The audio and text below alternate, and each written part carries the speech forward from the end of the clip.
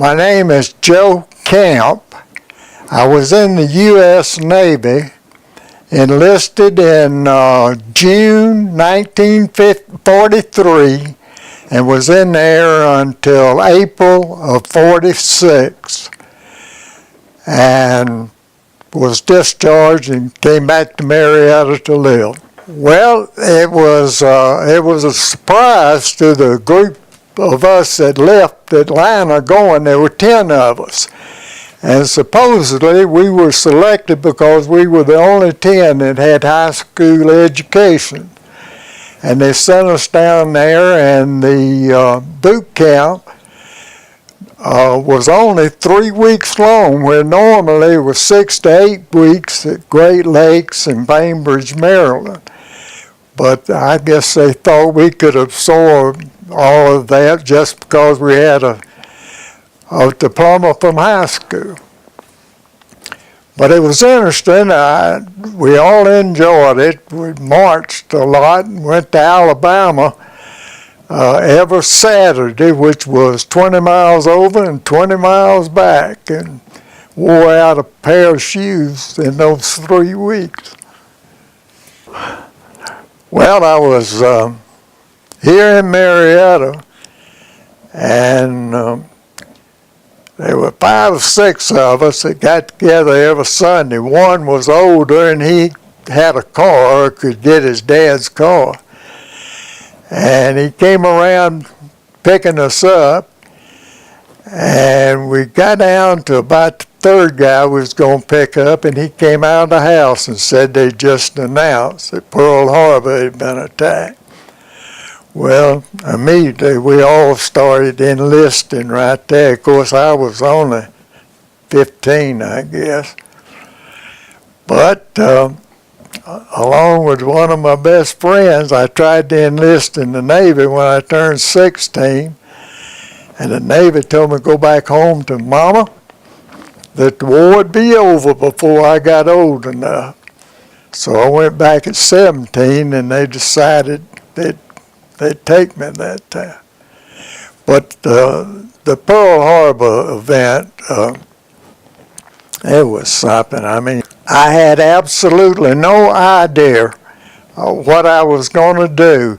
I was transferred from Bronsonville to the main base at Pensacola, Florida, and they had a unit called Small Craft that primarily was established for airplanes that went down to go and rescue the pilot. And I did that for some time before being transferred to Milton Field, which is in Milton, Florida, and was out there, and still no training in what I was doing overseas. But I was assigned to headquarters personnel, and consequently saw all the orders come in asking for people to be transferred to sea duty. And one came in saying to report to Shoemaker, California for further transfer to the Pacific. And I volunteered for that, and they shipped me out, and I went to the West Coast, stayed there a few weeks, got all primed up with dentist and medical, and they sent me. I was going to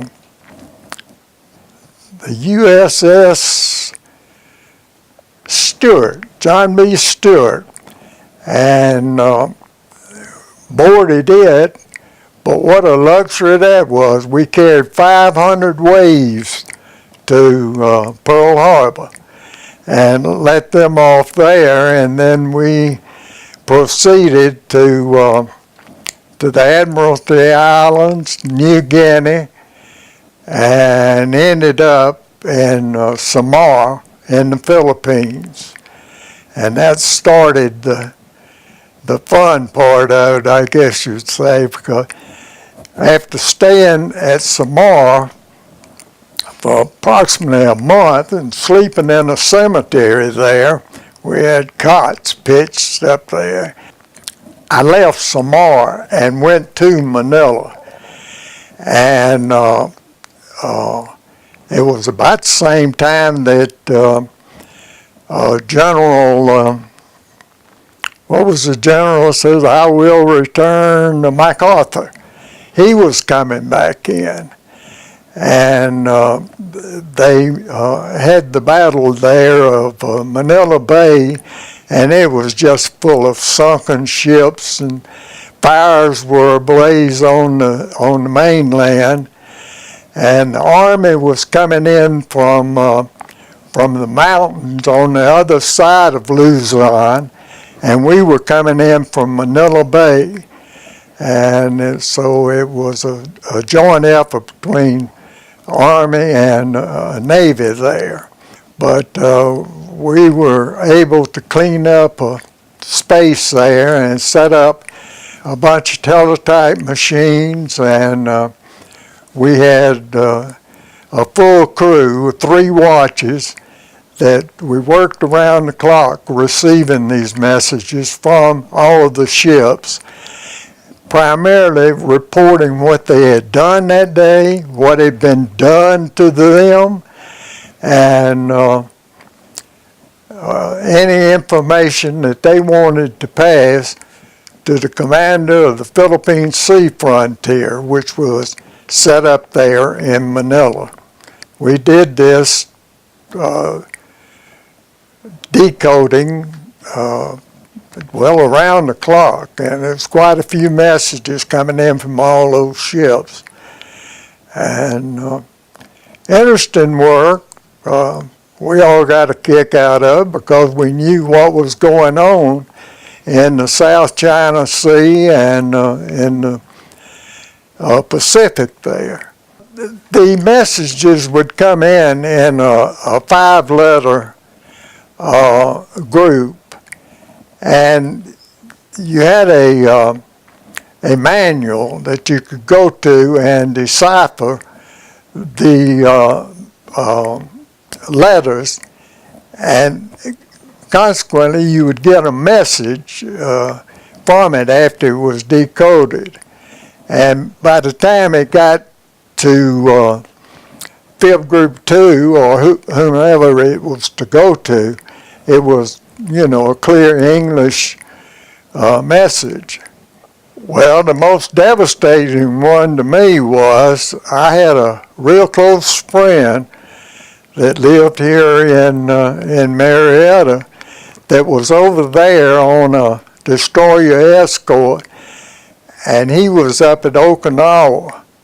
And we got that message when they were going back in or going into Okinawa, and all those suicide planes were coming in, and his ship was hit there, and he was pretty badly burned and shaken up, and knowing the ship name and number, I could relate to it because I knew where he was.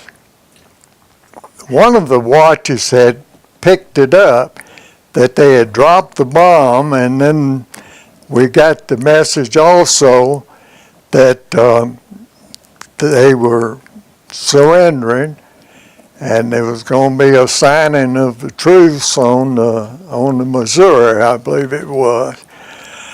And the main thing that brought it to my attention is I was standing on a fire escape looking out over the water there, and a black guy had gotten a rifle from somewhere, and he started shooting that thing, and I thought we were back in war again until I realized that it was him just celebrating. Well, everybody was yelling and hollering, and I hate to say it, they were saying, let's go to Russia now. And, course, we were ready to go home, but we were trying to be big, I guess. Well, the night we went into Manila from that ship, I was kind of thinking about Marietta and how I'd like to be back here, because there was a lot of excitement over on the beach, and we were all kind of nervous about it, but still, we had volunteered for all that, and we accepted it and went on. I can't say that I wasn't excited. I can't say I didn't do a lot of praying. And few of us had met with the chaplain on our way to Manila. And bless his heart, he did more for us than anything in the world. I'll get to crying. He kind of explained what we were up against and what we'd probably face. And we were 18-year-olds, and we were just trying to hold on with them. Quite a few from New York that I tried to tell that it was much better in the South than it was up there and whatnot. But it reminds me, we had a set of twins, and they were Italian. And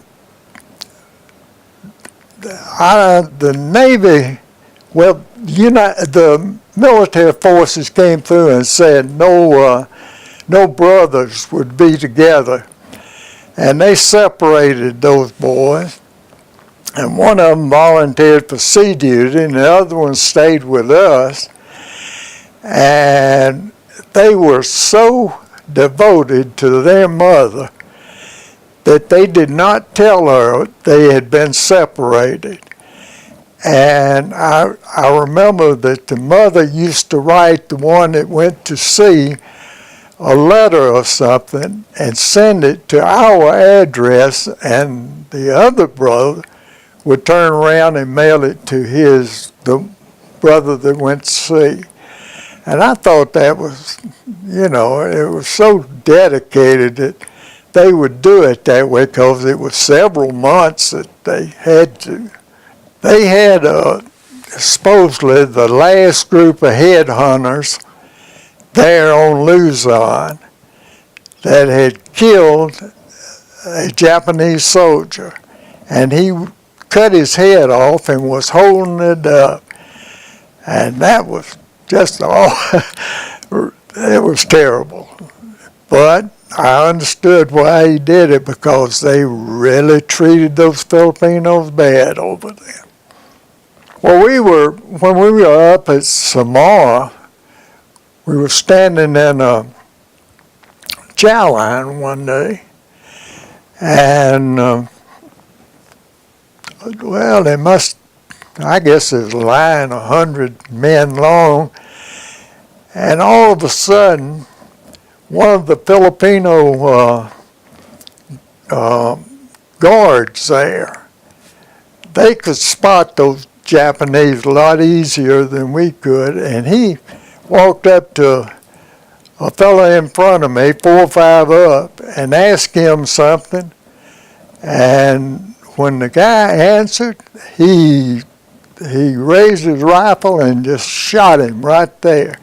And he said he was Japanese, and he didn't want him in that line. So it kind of led me to believe that I could be sleeping with him and wouldn't even know it, but I couldn't tell the difference. And one other thing that has just come to mind, I had a good friend from Marietta that was killed over there, and I went to his funeral in the military cemetery, and then when I was sent back home about a year later, they returned his body, and I went to his funeral here in Marietta, and I've never seen such a grateful mother as his was that I had been able to do that. No, I don't think it was necessary. I don't think any war is necessary. I guess I'm peace-loving, but I think it's admirable the way, in particular in World War II, that the young men stepped up to take responsibility and do something about it. That group I went in with, I don't think I ever heard of one say, I don't think this is right, or I don't want, well, maybe one or two would, but it was amazing how they reacted to that thing. My mother and dad met me at the depot here in Marietta, and if you're familiar with that old depot, I said, that's the farthest I ever saw my dad run. He ran almost to Elizabeth looking for me in a car up there. But they were my welcoming committee. No, there was none of that kissing and carrying on, and no bands or anything. I came home to just what I wanted to come home to. My folks and my mother. I talked with her from San Francisco, and she said, I'm going to fix you a home-cooked meal. What would you like to have? And I said, biscuits and gravy. And she said, biscuits and gravy? And I said, I've been dreaming about them for the past 2 years, and and she had them out there for me too. It means a lot. It means a lot. I think this last one really touched me, and that we were out having breakfast, and people that would come up, I had my cap on, and they'd come up and thank me. And you know, after 70 years, for somebody to come up and thank you for your service, it means a lot to you. Our senior pastor took us, a group of World War II vets, and we got, it's sentimental, is that right? We got in front of the Georgia section, and he says, let's kneel for a word of prayer. And we got down, he prayed with us, and I had my eyes closed. And when he said amen, I looked up, must have been 100 people standing there.